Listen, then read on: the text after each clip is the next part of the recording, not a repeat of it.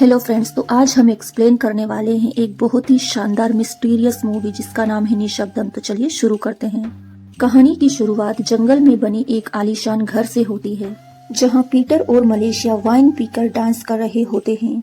मगर गलती से मलेशिया की ड्रेस पर वाइन गिर जाती है और वो उसे साफ करने के लिए ऊपर जाती है। तभी पीटर को अजीब सी आवाजें आने लगती है। पीटर बेसमेंट की तरफ जाता है, जहां उसे झिलमिलाती हुई लाइट्स दिखती हैं। पीटर जैसे ही बेसमेंट के अंदर जाता है तो उसे अपने पीछे एक आहट सुनाई पड़ती है, जैसे वहां कोई हो। पीटर पीछे पलटकर देखता है तो उसे वहां एक गुड्डा कुर्सी पर पड़ा मिलता है। अब पीटर उस गुड्डे को नजरअंदाज करके बाहर जाने की कोशिश करता है, लेकिन फिर से उसकी नजर एक पेंटिंग पर पड़ती है। पीटर जैसे ही उस पेंटिंग को उठाता है तो एक परछाई उसकी तरफ तेजी से आगे बढ़ती है और ये सीन यहीं कट होता है।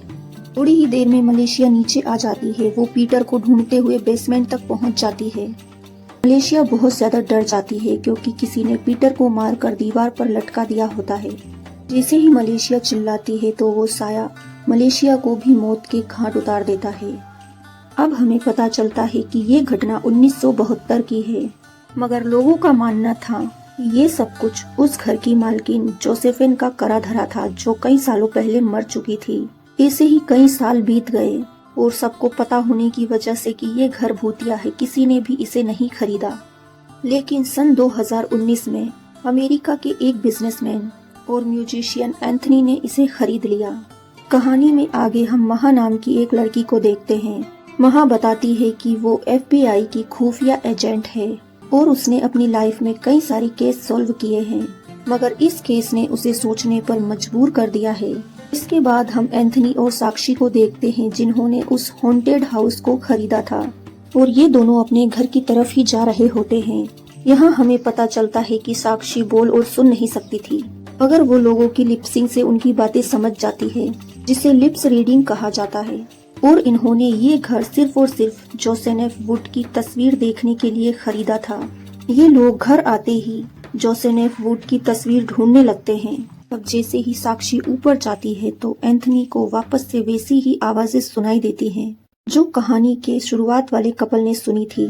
मगर कई सालों बाद एक बार फिर से उस घर में वही घटना होती है, मगर साक्षी यहाँ से जख्मी हालत में भाग निकलती है, लेकिन रास्ते में उसका एक्सीडेंट हो जाता है और ये सीन यहीं पर कट होता है।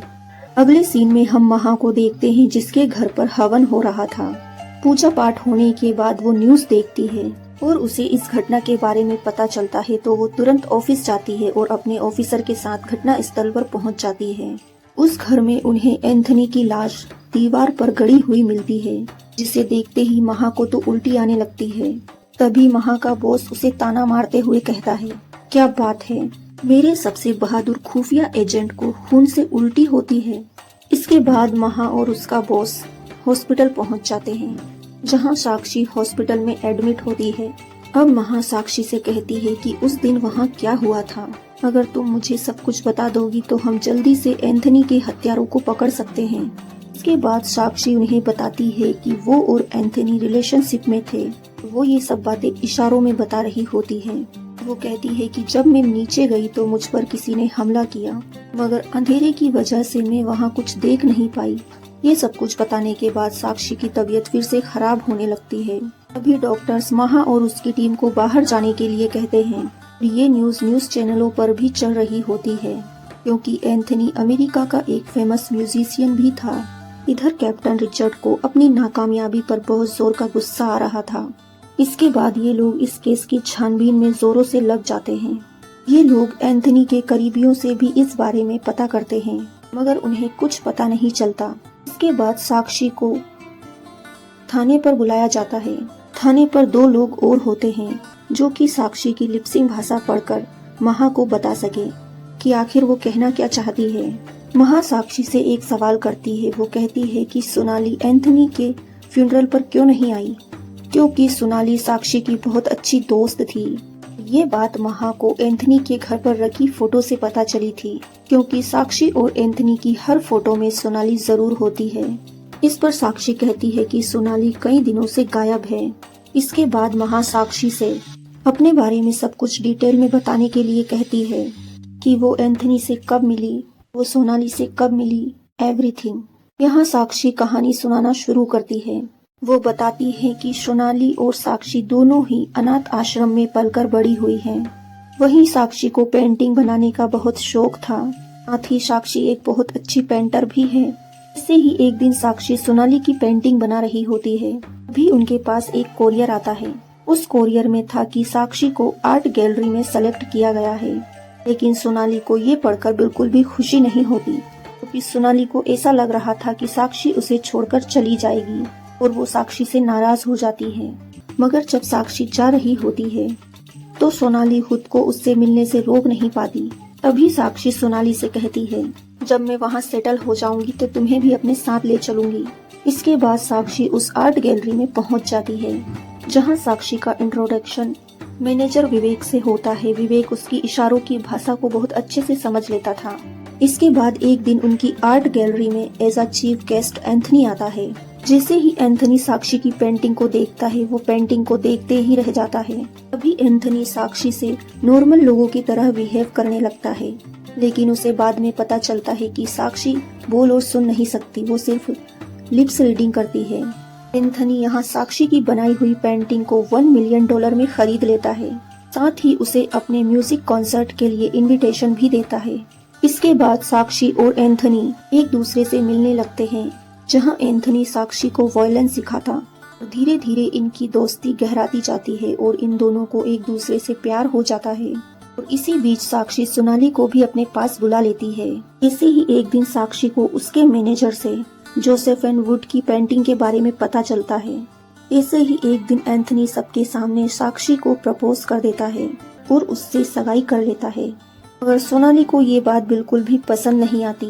सगाई के अगले दिन से ही सोनाली का कुछ पता नहीं चल रहा था।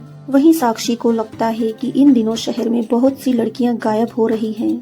कहीं सोनाली के साथ कुछ गलत तो नहीं हो गया। अब एंथनी साक्षी से सोनाली को ढूंढने का वादा करता है। इसके बाद एंथनी और साक्षी कहीं बाहर जाने की प्लानिंग बनाते हैं और उसी ट्रिप में साक्षी एंथनी को जोसेफ वुड की पेंटिंग के बारे में बताती है। यहाँ हमें पता चलता है कि इसी पेंटिंग के लिए एंथनी उस घर को खरीद लेता है और उसी के कारण उसकी जान चली गई थी। अब कहानी प्रेजेंट में आती है। साक्षी से सारी बातें जानने के बाद महा वहाँ से चली जाती है और अब सबको यही लगने लगता है कि एंथनी की मौत का कारण कोई आत्मा है। लेकिन महा तो इस बात को मानने के लिए तैयार ही नहीं थी। इसके बाद हमें महा के घर का सीन दिखाया जाता है, जहां महा की बेटी अपनी नानी पर गुस्सा हो रही थी, क्योंकि हमेशा ही उसकी नानी उसे इडली खिलाती रहती है। ये देखकर महा अपनी बेटी को डांटने लगती है। तभी उसका हस्बैंड महा से कहता है, क्या तुम पॉजिटिवनेस के बारे में जानती हो? और वो उसे इस बारे में समझाने लगता है।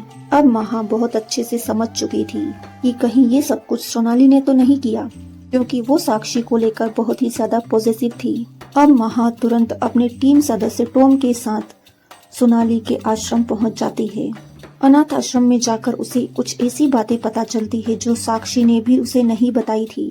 जहां फादर्स बताती हैं कि सोनाली सिर्फ साक्षी से ही बात करती थी। ऐसे ही एक बार एक लड़के ने साक्षी को प्रपोज किया था, तो सोनाली ने गुस्से में आकर उस लड़के को चाकू मार दिया था।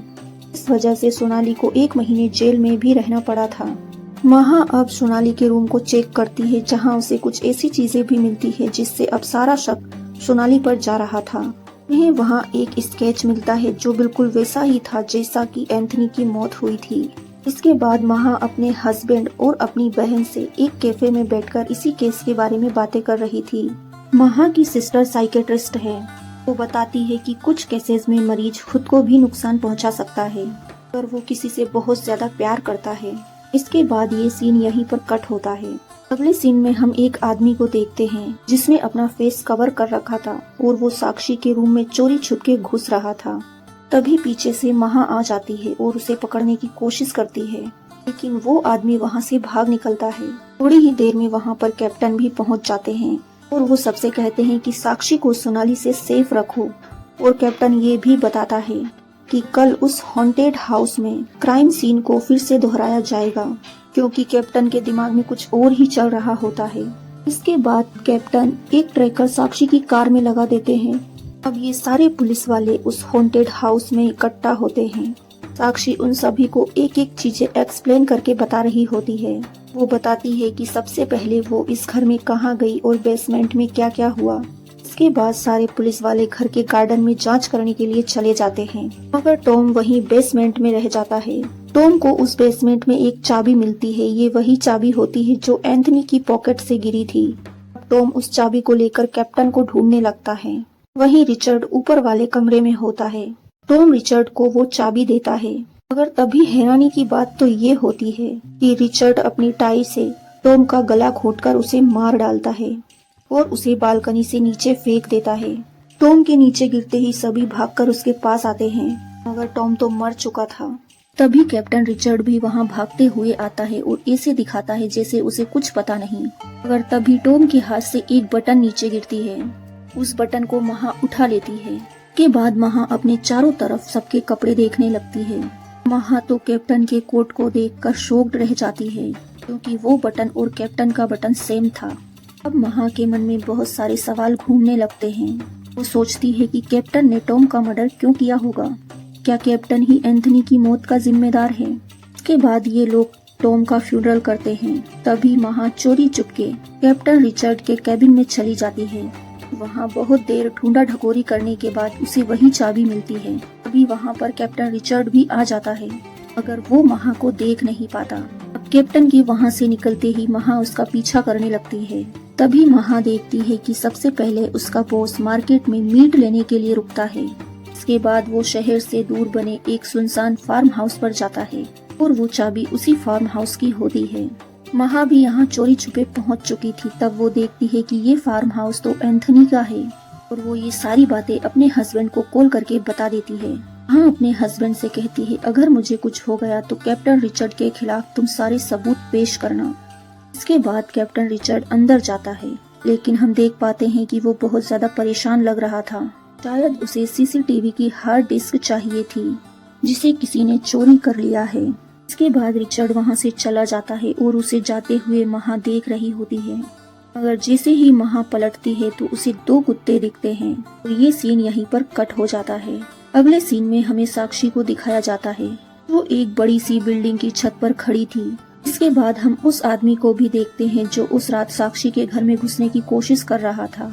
अब वो आदमी साक्षी के पास आता है, जिसे हम देखते हैं कि वो तो विवेक होता है। विवेक साक्षी के गले लगता है और अपनी स्टोरी सुनाने लगता है। इसके बाद हमें फ्लैशबैक दिखाया जाता है जब साक्षी अपने नए नए आर्ट ऑफिस जाती है। वहीं साक्षी और विवेक बहुत अच्छे दोस्त बन गए थे। वहीं विवेक को साइन लैंग्वेज भी आती थी, क्योंकि उसका भाई भी गूंगा और बहरा होता है। इसे ही कुछ टाइम बाद विवेक साक्षी की फ्रेंड सोनाली से मिलता है, लेकिन सोनाली को विवेक बिल्कुल भी पसंद नहीं आता, क्योंकि विवेक और साक्षी बहुत अच्छे दोस्त थे। सोनाली विवेक से कभी भी अच्छे से बात नहीं करती थी। इसी बात से परेशान होकर विवेक साक्षी से कहता है अब मैं तुम्हारे घर पर नहीं आऊंगा। तभी साक्षी विवेक से कहती है सोनाली मुझे लेकर थोड़ी ज्यादा पॉजिटिव है और वो लोगों से जल्दी दोस्ती नहीं कर पाती, क्योंकि अगर वो किसी से एक बार दोस्ती कर ले तो उसका साथ कभी नहीं छोड़ती। साक्षी विवेक को उस घटना के बारे में बताती है जब एक लड़के ने साक्षी को किसी कैफे में प्रपोज किया था। तब सोनाली उससे कहती है कि वो लड़का तुम्हें धोखा देगा। इसके बाद भी साक्षी उस लड़के के साथ डेट पर चली जाती है, जहां वो लड़का जब सोनाली को गलत तरह से टच करता है तो वो गुस्से में आकर उस आदमी के हाथ पर चाकू घुसा देती है और यही वजह थी कि उसे 1 महीने की जेल भी हुई थी। धीरे धीरे कहानी आगे बढ़ती है। यहाँ सोनाली और विवेक भी अच्छे दोस्त बन जाते हैं और यहाँ इन तीनों की बहुत ही अच्छी दोस्ती हो जाती है। इसी ही एक रात साक्षी विवेक से सोनाली से शादी करने के लिए कहती है। साक्षी की बात मानते हुए विवेक भी अगली ही सुबह सोनाली को प्रपोज कर देता है। वहीं सोनाली भी विवेक का प्रपोजल एक्सेप्ट कर लेती है। इसी ही एक रात जब ये लोग रेस्टोरेंट में बैठे हुए थे, तभी एंथनी भी साक्षी को प्रपोज कर देता है। और अगले दिन जब ये लोग सभी एंथनी के म्यूजिक शो पर जाते हैं तो वहाँ बाकी जो लड़कियाँ थी वो बहुत ज्यादा एंथनी से चिपक रही होती हैं। सब कुछ देख सोनाली साक्षी से कहती है ये लड़का भी वैसा ही है, मगर साक्षी सोनाली की बातों पर ध्यान नहीं देती। अब सोनाली साक्षी से कहती है कि देखना मैं प्रूफ करके दिखाऊंगी कि ये भी बाकी लड़कों की तरह तुम्हारा फायदा उठाना चाहता है। अब सोनाली एंथनी को झूठे मूठे प्यार के मैसेज करने लगती है पहले तो एंथनी सोनाली को बहुत समझाता है, लेकिन ऐसे ही एक दिन वो उसे मिलने के लिए बुला ही लेता है। ये सारी बातें सोनाली साक्षी को बताती है, मगर साक्षी सोनाली को ये कहकर ये बात यहीं टाल देती है कि उसने तुम्हें डांटने के लिए बुलाया होगा। उसी रात साक्षी सोनाली को कार से उस कैफे में ड्रॉप करती है जहां एंथनी ने उसे बुलाया था। इसके बाद एंथनी सोनाली को कार में बैठा कर ले जाने लगता है। उधर साक्षी एंथनी और सोनाली का पीछा करने लगती है, जहां एंथनी सोनाली को एक सुनसान फार्म हाउस पर ले जाता है, जहां पीछे साक्षी भी उसे छुपकर देख रही होती है। और ये क्या, यहाँ एंथनी ने तो सोनाली को रोड से मार मार कर उसे जिंदा ही मार डाला। तभी वहाँ पर रिचर्ड भी आ जाता है। ये सब कुछ देखकर तो साक्षी शॉक भी रह जाती है, और साक्षी तो अब अंदर भी नहीं जा सकती थी, क्योंकि अगर ये अंदर जाती तो ये लोग उसे भी मार डालते। अब साक्षी को ये समझ नहीं आ रहा था कि जब एंथनी ने सोनाली के साथ कुछ गलत किया ही नहीं तो फिर उसे मारा क्यों। अब साक्षी ये सब बातें विवेक को बता देती है। साक्षी और विवेक बहुत ज्यादा दुखी थे। अब ये दोनों फैसला लेते हैं कि वे दोनों FBI के पास जाएंगे। अब ये दोनों पुलिस स्टेशन जाते हैं, मगर साक्षी वहाँ रिचर्ड को देखकर परेशान हो जाती है कि साक्षी को पता नहीं था कि रिचर्ड भी एक पुलिस वाला है। फिर साक्षी और विवेक वहाँ से बिना कंप्लेन लिखाए चले जाते हैं। वहीं साक्षी की नजर पुलिस स्टेशन के एक बोर्ड पर पड़ती है। वे लड़कियाँ वही थी जिन्हें उसने एंथनी के कॉन्सर्ट पर देखा था। उसके बाद साक्षी एंथनी के बारे में रिसर्च करने लगती है। अब साक्षी को पता चलता है कि एंथनी के कॉन्सर्ट की डेट और लड़कियों के गायब होने की डेट सेम थी। इससे साक्षी समझ जाती है कि एंथनी का उन लड़कियों के साथ कुछ तो कनेक्शन है। विवेक जब इस बात के बारे में जानता है तो वो इंडियन MSC में जाकर कंप्लेन करने के लिए कहता है, लेकिन साक्षी उसे कंप्लेन करने से मना करती है। अब इन दोनों के बीच लड़ाई हो जाती है। इसके बाद 2 दिन बीत जाते हैं और एंथनी साक्षी के साथ सोनाली के गुमशुदा होने की रिपोर्ट दर्ज कराने के लिए थाने पहुंच जाता है। इसके बाद साक्षी विवेक के साथ मिलकर एंथनी को उस हॉन्टेड हाउस में मारने का प्लान बनाती है। इसी के साथ विवेक जोसेफ वुड के घर के बारे में जानकारी इकट्ठी करने लगता है। इसके बाद ये लोग अपने प्लान पर काम करने लगते हैं और वे लोग एंथनी को मारकर बांध देते हैं, ताकि वे लोग जान सके कि एंथनी ने सोनाली और बाकी लड़कियों को क्यों मारा। अब उन्हें पता चलता है कि एंथनी धोखा देने वाली लड़कियों के साथ ऐसा ही करता था, क्योंकि उसकी पहली पत्नी ने उसके साथ धोखा किया था, क्योंकि वो उसके मैनेजर के साथ सो रही होती है, जहां एंथनी ने अपने पहले मर्डर की शुरुआत अपनी वाइफ को मारकर ही की थी। इसमें कैप्टन रिचर्ड का भी हाथ होता है। वो एंथनी का साथ देता है, क्योंकि कैप्टन रिचर्ड की वाइफ ने भी उसे धोखा दिया था। वहीं रिचर्ड की वाइफ को भी एंथनी ने ही मारा था। ये सब कुछ बातें पता चलने के बाद साक्षी और विवेक एंथनी को इसी तरह मारकर टांग देते हैं, ताकि सबको ऐसा लगे कि उसे किसी आत्मा ने मारा है। अब कहानी प्रेजेंट में आती है, जहां विवेक साक्षी को हार्ड डिस्क देने आया था, ताकि रिचर्ड के खिलाफ जो फोटोज हैं वो पुलिस को दिखा सके। मगर ये क्या दोस्तों, रिचर्ड तो कार में ही बैठा हुआ था। वो विवेक को कार में बंदी बनाकर साक्षी से हार्ड डिस्क मंगवा लेता है। के बाद रिचर्ड साक्षी को रोड से मारने लगता है। वही विवेक अपने बंधे हुए हाथ छुड़ाता है और साक्षी को बचाता है। रिचर्ड हार्ड डिस्क लेकर वहाँ से भागने लगता है। उसके पीछे विवेक और साक्षी भी भागे जा रहे थे, मगर एक बार फिर से रिचर्ड विवेक पर हमला कर देता है और उस पर गोली चलाने ही वाला होता है। तभी पीछे से महा उस पर बंदूक तान देती है। अब यहाँ रिचर्ड अनजान बनने की कोशिश करने लगता है। अब महा के ज्यादा डराने धमकाने पर वो अपने गुनाह कबूल कर लेता है और वो अपनी ही गन से महा को गोली मारने की कोशिश करता है, मगर उसके गोली चलाने से पहले ही महा रिचर्ड पर गोली चला देती है और वो मारा जाता है। इसके बाद महा सब कुछ जानते हुए भी अनजान बन जाती है और एंथनी की मौत का कारण आत्मा को ठहरा देती है, क्योंकि उसे अच्छे से पता चल चुका था कि एंथनी ने कितना गलत काम किया था। वहीं रिचर्ड के खिलाफ जो CCTV कैमरास की फोटो मिली थी वो भी काम आती है। इससे ये केस पूरी तरह से सोल्व हो जाता है। यहीं पर ये मूवी खत्म होती है। कहानी कैसी लगी कमेंट्स में जरूर बताइए। Thanks for watching.